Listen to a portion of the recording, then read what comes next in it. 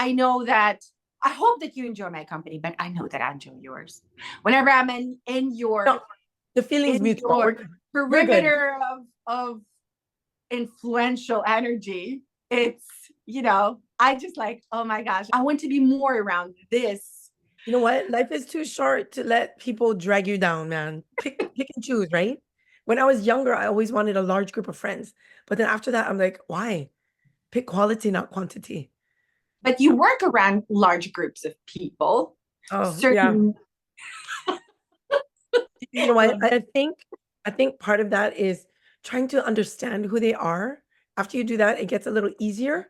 They'll never change, right? You just kind of have to flow and mold to them. It's like eating bitter food.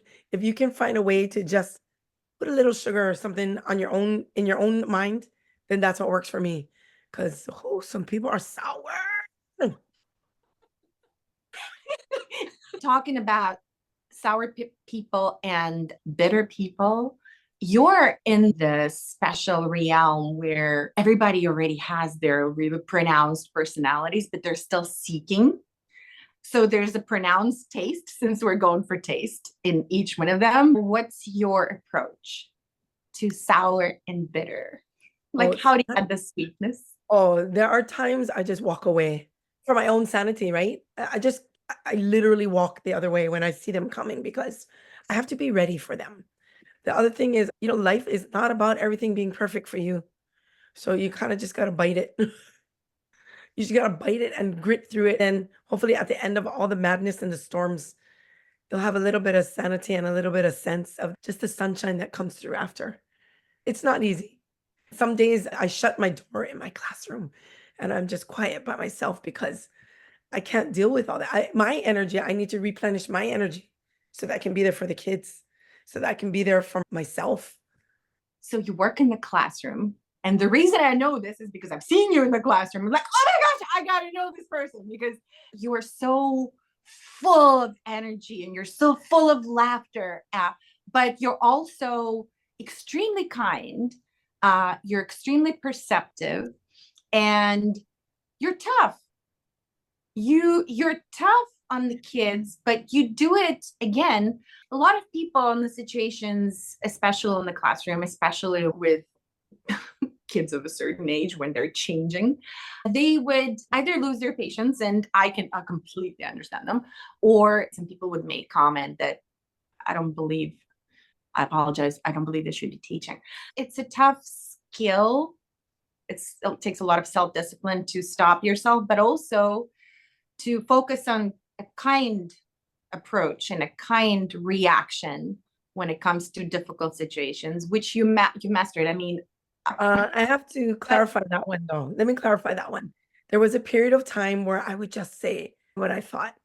I don't tell the kids, excuse me, what are you doing? I would just tell them like it is. To be honest with you, I was raised by a Chinese mother who didn't tell me I love you until I was in college. Never heard that. That was just her style. Now that she's older, she does that a lot. But I think because I grew up like that, I felt like, what's wrong with you? Why can't you just figure it out? And then after a while, I thought about it and I said, is there a different way to say it? I used to feel guilty when I used to go home at night. I used to be like, interesting. I got very angry. And then I would literally, this is not a joke, I would have dreams of yelling at students in my sleep because there was just so much rage in me because they would just literally, like you said, infuriate you or just lose your patience. And I said, you know what? I never ever want to be that teacher that turns a child off to education because of how I treated them. It would break my heart. So at the beginning of the year, the kids and I talk about fears. And I said, my biggest fear is that I'm that teacher, that that student doesn't like science or has a horrible experience of learning because of me. So I thought about it. I said, okay, so instead of yelling at them, is there a better way to say it? When kids come in wearing their hats, I tell them, okay, I want to see your beautiful hair. So they pop their hat Nice. up. And I mean, things like that. And then if a girl and a boy are talking, now remember, I teach middle school. I would tell them, okay, you can get their phone number later. Let's talk about science right now. And they'd be like, and the kids would be like, whoa. And I said, I'm just saying. And if 2 boys hold hands in my class. I said, "It's okay to hold hands, but not during class time." And so that's just how it is. You find different ways. It helped me feel better about what I was doing every day.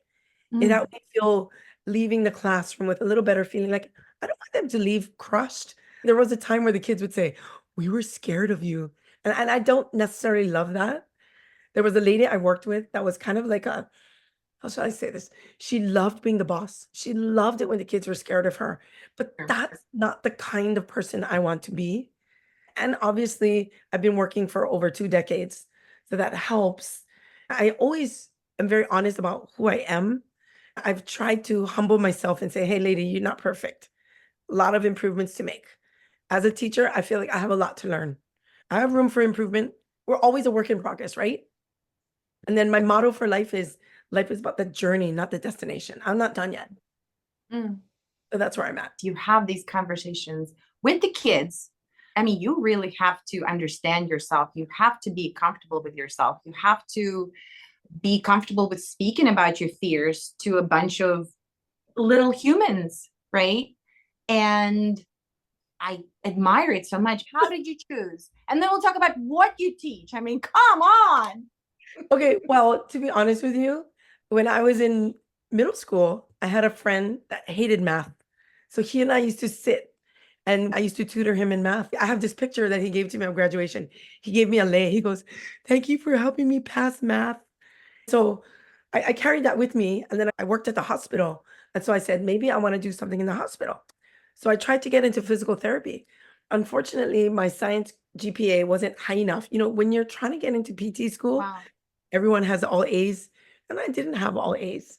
So I applied for a program where I could teach English in Japan to middle schoolers or to go into PT school. And I said, come what may. So what happened was I didn't get into PT school, but I did get a chance to go to Japan. So I lived there for 3 years and I taught at the middle school and loved it. Mm. I love the kids, and I found out that I'm just like a middle school kid. I'm just as sassy, I'm just as insecure, I'm just as goofy, I'm just as erratic and hormonal as them, and we match perfectly, and they keep me going. Honestly, if I had an office job, I would fall asleep like this. So at Uh, school, I'm walking around, I'm talking, they're laughing at me, I'm laughing at them, so we're going back and forth. Keeps it real, man. Keeps it mm. fresh. Yeah, definitely. So it's nice. So 3 years in Japan, and the Japanese kids are quite different from kids in Hawaii. Yes, for sure, for sure, for sure. But what I respected about Japan is that they have a strong sense of, I want to say, community. So Mhm. at the end of every assembly, the parents would be the ones folding up the chairs and putting everything away. At the end of a baseball game, the kids and the parents would be the ones taking, I don't know what you call that thing, and dragging it on the field to make it smooth again. Everyone would help out. I love that about Japan. There's a certain sense of deep respect for teachers that is just unmatched. Unmatched. I found that to be quite, I don't want to say humbling, but it felt good. It was a Mm. good affirmation of what I was doing. So I said, I'm going to try it in the US. Now, obviously, in the US, we have a different persona. People always tell me, "Oh, you have the summers off, don't you? That must be wonderful." But they don't see the nights I'm up till 2 o'clock in the morning grading papers. They don't see the nights I'm up late, or early getting my lesson planning done. But that's okay. There's a reason why there aren't that many teachers. Well, there's also a reason when I shouldn't say that. There aren't so many good teachers. I We started on that because I'm just gonna say this to you. I am always honest, and I tell the students, if you think I'm brutal to you, don't feel like I discriminate, because if there's a teacher that is doing something I don't like, I don't hold back. I think I've come to an age where, you know what? Step it up a little, people. Be an example. Be a role model to those kids. You tell them don't have their phones, put your phone away. You tell them not to sit on a table. Get your booty. Sorry, it's just how I was raised. And I don't use profanities because that's just how I was raised too. So I attribute a lot to my childhood. I guess a lot of us do, but yeah. You are a very passionate woman, as you're seeing and hearing. Oh, Uh, and let's go to your childhood. my childhood. Um, I know, right? It's hard to. Well, I went for 13 years to a Catholic school. I have two brothers. My mother and my father was the chill one. He was very kind and calm and reflective, but he would often say, "Well, it's what your mother said." So I was like, "Oh, okay." So I get how this is. Every house is different, right? My mother was no bones about it.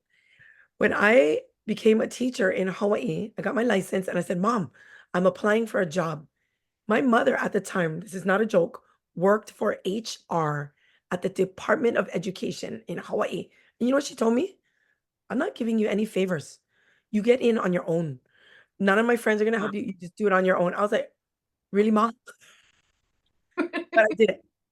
I did Wow. it. So, well, I did it despite what I think she challenged me. So yeah, that's just how it is. So when the kids are mean to me or they say things to me that are hurtful, or you know what I mean, right? The kids, teenagers can be very no filter, right? When they say things like that to me, another kid will say, "Why are you talking like that to Mrs. Brown?" I'll say, "Don't worry. I had a Chinese mother. She trained me good." And they just laugh. And then kids that have Chinese mothers, they're like, "I understand, Mrs. Brown." So it's kind of cute. It's cute. That's frequency, right? So that's why when kids tell me, "Mrs. Brown, I need to go pick up my water bottle from the room. Can so and so come with me?" I'm like, "For what?" "I need somebody to go with me." I said, "No, you don't." So they don't love coming to me for things. I'm not very permissive when it comes to them. Humor. So you used a lot of humor and you're very, very clever with how you use it. Have you always been this way? When it comes to my humor, I feed off the energy of other people. Mm, So if you were to ask me to write like a monologue and perform it in front of a whole crowd of people, I couldn't do it.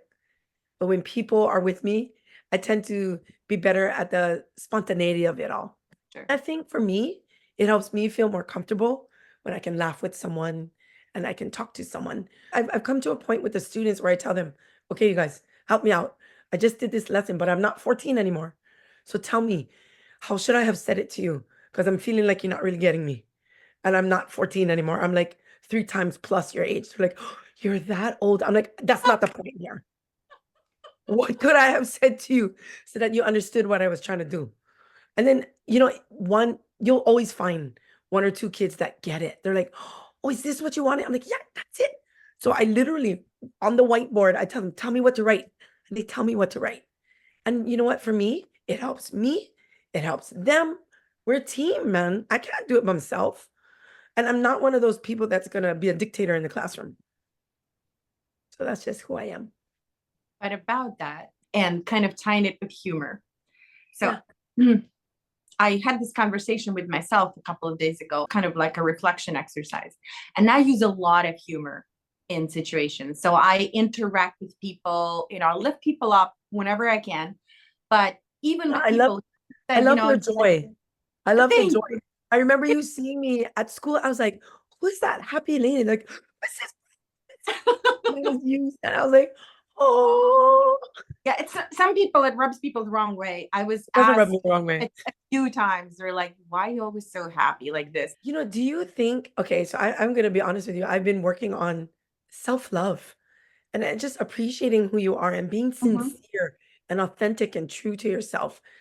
And I think as a mother of daughters, I struggle with how do you build their self-esteem, right? I mean, because as a human, I'm a big girl and I'm still learning how to love myself. And I think I'm just gonna be who I am because it is who I am. I can't deny the joy that just comes out. I can't deny the song that comes out Sure. when I show up at school or if I hear the words, if I hear words or lyrics to a song, I start singing it, and my family looks at me like, "What the heck was that about?" And I'm like, "I just don't care anymore. I don't care what people think about me. You don't have to like me," I tell them, and I'm okay with that. I tell the students that. I tell people around me that you don't have to like me, but you gotta work with me. That's my bottom line though. And I think it's still a journey for me. I'm still trying to find that self-love. At this age, it's So when those kids talk about being uncomfortable, about being having low self-esteem, about like, am I enough? I have to remind myself I am enough. It's hard. And I think growing up as a youngster, like you asked in my family, right? I had two brothers. And in my family, it was Asian. Let's just say that the boys got more attention than the girls, you know? And I had to figure out my place. And I feel like sometimes I'm still stumbling. Mm. But you know what? I'm okay that I'm stumbling. I'll get there. But I'm gonna keep aiming. I'm gonna keep getting up. I'm gonna keep moving forward. And I think that's what gives me some hope. So now that you have two girls, Yeah. and the self-love question comes up, and so I have a girl and two boys, and I feel uh, each one of them has completely different personalities. Isn't it amazing? It's so amazing. So Frustrating slash amazing slash sometimes I'm like, who are you? You're from my, who are you? But that aside, I find that with my daughter, her questions of self-esteem and self-doubt, there are many more of those, and the instances are much more prevalent than with the boys. I started noticing maybe at the age of around 5, when she started just doubting herself. Whereas I don't see that with the boys. And with one of my boys, there's never any self-doubt. Like me? No, I'm the best. Like, why are you even asking this question? so what do you say to your daughter then when she has those moments of self-doubt? I am very open as open as possible with my kids. Good. And I feel that it's just my way, because maybe I didn't have these conversations with my mom. I don't remember ever having a conversation about fear or, sexuality or love or kindness. I mean, I had really good parents, and my mom taught me so much, and my dad, but it was always kind of like, I feel, forgive me, mom, kind of like talking at you, not talking with you. And that's what I'm trying to do with my kids. I'm always trying to have a conversation. I shouldn't say always. Sometimes I really yell at them the way it should be, but But you know what? You know what? I'm gonna be honest with you. that's They right. need that. They need that decisiveness. Too many parents now are trying to be friends with their kids.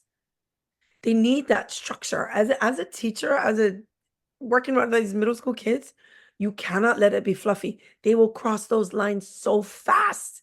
But if you draw those boundaries, they'll stay within them. They're respectful enough to do that. So I like that you just lay down the law. I do. I try to have conversations. I try to, as far as, especially with one of my boys, I'm so grateful to him for teaching me to have a conversation with a boy. And he's open for now, he's 9, to have conversations about difficult things. Again, like fears or pain or God, or betrayal. Like, we talk deep and we have really good conversations. Whereas with my other one, he's the exact opposite. He's like a typical guy. It's like, we don't talk about pain. We don't acknowledge any pain. There's no pain. What are you talking about? But there's unfairness. There's, this and that and the other. But if there's fear, no, I'm not afraid of anything. And then you're like hiding everywhere. But I try as much as possible. I try to have that conversation. I also try to have an honest conversation, not unlike you and what I'm hearing. And that is, when we talk about something, I try to be as vulnerable as possible. It's like, look, I've gone through so much stuff. I'm going through stuff right now. This was my day today. The reason that was yesterday. I said, the reason I snapped at you and I really lost my patience is because, I woke up at 5. I had no sleep. I had like crap loads of things to do for 6 hours straight that I didn't care to do. I walked them through and said, I'm a human being. Yes, Yep. I'm a mom. So my level of emotional intelligence is very high, but I'm still a human. So every now and then, your 98 goes to 5.7 because you're just like, ah. You know what? You deserve to have those feelings. I think as mothers, especially raising adolescent, you need to remember yourself. So often we're trying to do for the family. And dads do that too. But as women, I think to me, we're more emotionally attached. So if our child is hurting, we're more empathetic, I think. Like you said, your middle son is like a typical guy, which is probably what most men are like, right? They don't care. They let it slide off their back, which is probably not a bad thing. But as a mother, you're called to be nurturer. You're called to be the fixer, or you want to fix it. So it's tough to find that balance as a mother. And I think there comes a time where we have to draw our own lines and step behind that line and take care of ourselves. Yeah, and it's a struggle. So somebody asked me, find your joy, but what is your joy? And I'm still working on answering that. Mm. I don't know. What is my joy? Being with people like you brings me joy because I can Oh, smile, I can laugh. You know, that, I don't know. I don't know what my joy is. So I'm going to ask you, what was your joy? What brought you joy? I think, have I not done all of the internal work and learning of the past 3 years, and I've done so much of it, I would probably struggle a lot answering the question. But because I've been doing that and becoming self aware and becoming self reflective, I've become intentional about finding joy because COVID had a profound effect on me and it made me think about so many things in life and what matters, what truly True. matters. And little things matter. And I try to work with my kids as well, like paying attention to the little things, to the moments, to the sky, to the flower, to the laughter. Like one of my sons, and we all agree, he giggles in this really special way. And I want to bottle it up, and it brings me joy. Now I paddle. I love paddling You paddle with a with club? Kulinala. And I never thought, I was You're gonna looking be at those. buff. You're gonna be like this. You're gonna be like, hi. Well, I was looking at all these beautiful women doing and I'm like, I want to do that. I want to do that. And I'm like, well, what do I know? What do I know about water? What do I know about paddling? And then I just like, no, I saw the sign. I told my husband, I said, see the sign? We're going now. So we signed up and I loved it ever since. And I've gotten much better when I get into the boat and I start paddling with the team. I'm in this element of joy. It's hard, I mean, but I've got a good ballast and all, but to paddle and to run is such a cardiovascular activity. You but go, I mama. feel so much joy. I think a lot of time we don't allow ourselves to think about that question. What is joy? What is joy for me? You mentioned self-love, and now you're like, joy, what brings me joy? When you have two girls and you have been bringing them up, they're best humans. I know that. I don't know them, but I know that you've been doing your best. Like, how do you, for those of you who are listening, you have to see her because her facial expressions are just. Well, how do I do that? Having the girls and somebody asking me my joy and having these girls and trying to be, like I said, a role model to them. How you and I love as women are what our daughters are going to carry with them into their lifetime. So and I wish I started this earlier. I have to be, I like that word you use, intentional about it. What am I showing them to do or not to do? So I struggle with it. And I talk to them. We're very open. We talk about a lot of things. And so I've asked them, I said, do you think I've given you a bad view of, what love should be like? They're like, no, but sometimes, mama, you're just kind of hard on yourself. And so those are the things that, like you said, your 9-year-old teaches you. Out of the mouths of babes are you going to learn something, man? Mm. So just like at school, I have something to learn from these kids. I still have a lot to learn about being a mom. I teach science, and I always tell the kids, I like science because I'm a very pragmatic woman. It's very practical. You left your house this morning and you brushed your teeth. Why? Because of science, because the bacteria is growing in your mouth. Look at the bottom of your shoes. They have grooves in it because of science. Physics tells you that you need a little more grip. But if you play football, you have these cleats. If you play tennis, it's a little smoother. If you bowl, there is no grip at all. So think about all the world around you is built because of reasoning like that. And that's why I love science. Frankly, if I had to sit and write the whole time, again, I'd fall asleep. So Science can be a very tough subject to wrap your head around, especially for a little human, but also for us big humans. Science is difficult to teach, in my opinion. So, how do you approach those kids who are struggling but want to learn, and those who are like, really, we're here to do what? Okay, so the first thing I'm going to tell you is kids that do decently in math usually do well in science. If they do well in English, they usually do well in social studies. That's just your right brain versus left brain, Yeah, right? yeah. And the other thing I want to make a statement at is not everyone is supposed to be a student. We all have different strengths. We need to speak to them. Gen Z or whatever generation we're on now is doing more of the trades. So they're doing electricians, construction workers, all of those things that we need, plumbers, we need those things. I think that certain people, you have to meet them where they're at. If that's their skill, then so be it. We were all doled out different awards when we were born, and we just have to work with that. I will be the first to tell you that my struggle is to make things relevant to students. What's in it for me? You always want to answer that age-old question. They're middle schoolers. Like, why should I do this? What's in it for me? Are you going to pay me for it? So that's what I always try and connect to them. So if they're learning about genetics, I'm like, okay, you have to learn about genetics because later on down the line, when you get older, you have to look at your health. If your parents had this illness, one has diabetes and one has high blood pressure, you should know that you're possibly going to be prone to that. So if you know ahead of time, you can work your way around it and be proactive and avoid that. So things like that. I connected to them. You got to make it about them. They're so egocentric. Actually, we all are. But if you make it all about them, they'll listen to you more. So, and I talk about engineering. Why do we do engineering? Because you got to learn how to deal with strife. You're never going to be successful. You have to live with failure. You're not always going to be successful the first time. And if you are, then it's a fluke. But if you don't, it's okay to cry about things not working out because that's life, right? That's problem solving. That's being a parent. That's being a person in America now trying to make a living in Hawaii where it's so expensive.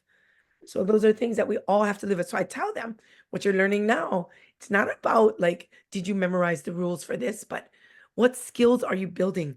Are you learning how to cheat or are you learning how to work harder to make it happen for yourself? So that's how I approach it. But I think sometimes it goes like this. So there's only so much you can do, right? So, do you ever feel drained at the end All of the the time. day? Yeah. So, how do you replenish your energy? What do you do? Asleep. Or I watch TV or I don't know, what do I do?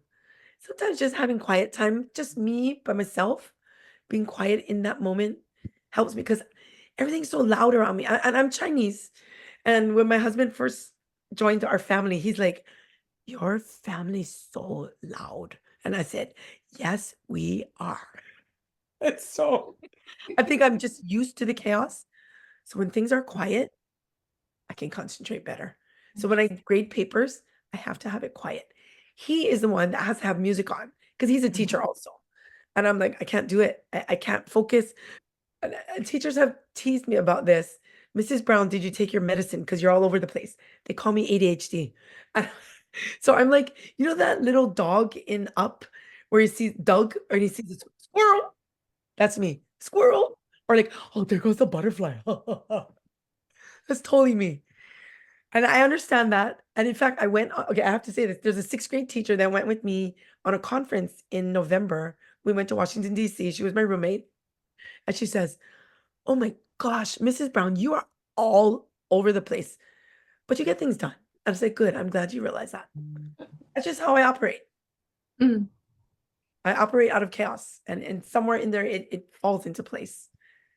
About chaos, how do you structure your life? You've been teaching for so long. I'm sure the different days, but you come back to school every day of the school year and you come with a good attitude and you keep the good attitude throughout the day, throughout the week. And then you come back again the next week with the same good attitude. I think that there's one part of it is I do it for the kids. Part of it is I have a mortgage. And then the other part is that I cannot live with that negativity. So here's an example. If I'm very angry at someone, I'll just tell them, I'll find a way to be diplomatic about it, but I have to let it out. But there comes a time where you have to let go of that anger. So in that line in Star Wars, let go of your anger, Luke. It's true. You cannot live, I cannot live like that. I know it would hurt me physically, emotionally, if all I did was wake up with bitterness. And so that's why I choose joy, because joy helps me function more than bitterness does. Bitterness drags me down and holds me back. It's about choosing joy, and it's about choosing these kids. They need you. I mean, one of my friends, she was a teacher in high school, and she said, I feel like it's my public service. I've been called to be a teacher. I've been called to be here for these kids. And that is my role in life. And I think I'm pretty good at it. I'm not perfect. There are better teachers out there, but I think I do pretty good in my lane. And I think I want to keep on doing that for as long as I can. And it fulfills me to be able to be useful to these kids and to be helpful to these children. Yeah, that's how I keep going. What do you do when you get very frustrated with your family and you just like with your husband, with your kids? Where's your escape? That's a great question. I do a number of things. If I'm in a frame of mind where I can extract myself, so I extract myself from the situation. I used to engage. I pick my battles for sure. Yes. Uh, so I disengage. I go and just physically leave the room, or I'll go to the bathroom. That is the only safe space for now. I also feel when it bottles up, it's a little much. I have to leave the house. I physically have to leave the house. I have to go somewhere else. So when I feel it, and now I can recognize it, when I feel it, if I'm on good terms with my husband, I usually it's like, please take me to the sea. So there's a place we go, and Oh, I just sit and I watch the water. 10 that minutes makes sense. Because that's where you watch the found your water, peace. That's and where that's you it. find And your then I'm zen. good. I'm good. Yes. Okay. Um, I also notice now if I don't do some things that I'm much edgier, things that bring me joy, like reading. It's not a screen for me, I notice. So if I watch the screen, it brings me some joy, but it doesn't fulfill me as much as the books. It's not So a if I deep deny joy. myself, yeah, if I deny myself, which I do too often, I'm edgy. Deep inside, I'm like, you're not giving it to yourself. So you're just frustrated with yourself, and then you're frustrated with everyone else. Like yesterday, I'm like, you should have stayed home and read, because I'm just like, ah! So yeah, I have those moments. But I also know that now I need to stop now. I was sharing with someone, it's funny. I had so much on my list, so much. And my in-laws were visiting, and there was an Oh, opportunity. Yeah, house there was an are always weird. Yeah. opportunity to lay by the pool. And I'm like, there's no way I'm laying by the pool today because I have so much to do. And then I thought for a second, you know something? Nobody's gonna die. We're gonna go to the pool. We spent 6 hours by the pool. I had the brilliant time. I got a tan. I got 2 cocktails. I left with my kids. I was had the most beautiful time. And you know something? Nothing fell apart. Yeah, things didn't get done, but they got done days later. They'll always be there, right? There's always that list. Better. They got done better because my heart Ah, opened, right? that makes sense. Decision making came back, solution building and came back. So sometimes your first instinct, if it's more a yes than a no, and then you explain yourself why you can't do it, just go with the yes. You can't do it, but no, go with the yes. I like So that. I really like that. Okay, so last question for you. What is yeah. your motto in life? Like if you had to make like you asked me this question, if I had to write a book, what would your title be? What would Oh your my book God, title be? that's a great question. I don't know. My daughter asked me the other day because I'm putting together yet another project, like a big one. And I usually ask her for advice. I go to her. And She's so, very reasonable. yeah, so I asked her, what do you think about this? And I laid it out for her. And she's very non judgmental, which I absolutely love. And she says, sounds great, but what's your ultimate goal? Oh, What are you trying to achieve with this? And I said, well, my ultimate goal is to enhance the lives of people, as many people as possible, in the ways that work for them. And so I'm trying to create this program where every woman would find a niche to enhance her life, to bring more joy, to explore herself, to find the self, what that is. That's why I'm doing this, is just to enhance women's lives, people's lives, little humans' lives, just to see a little more of why it's worth living. Life is really awesome if you just look at things, even if it's difficult. It's really awesome. So just helping others to see that. so like you want to be their technicolor and you want to color everyone's world and make it deeper, have a Like deeper that. meaning. And we'll figure this out. If I can, I'll text you if I figure Yeah. out what the words for it. But I hear you. I get the aura of your message. Thank you. You have a lot of love in you. To me, you represent the Hawaiian spirit. You do. You represent the aloha. I want to thank you for your authenticity and for your easy laughter and for the tough love that you give those kids in the best possible way again. And for keeping it real and for keeping it interesting and for learning every day and for being imperfect and being fine with that. I have something to say to you. Because of people like you, my job is so easy. Oh, I taught your daughter, and she's just amazing.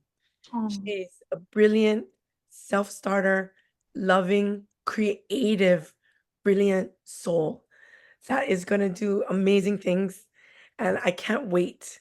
I'm going to keep in touch with you because I want to hear about what she does. I'm just, I'm very excited for her new adventures, if you know what I mean. Yeah. So she's thank a you so good one. much. I usually ask, well, where can people find you? People can't find you. People don't look. Don't look for Darrah Brown. I'm hiding. I'm hiding. It's a lot to find, okay? I'm a whole lot of women, so they got to be ready for me. Where can they find me? Yeah, they can't find me.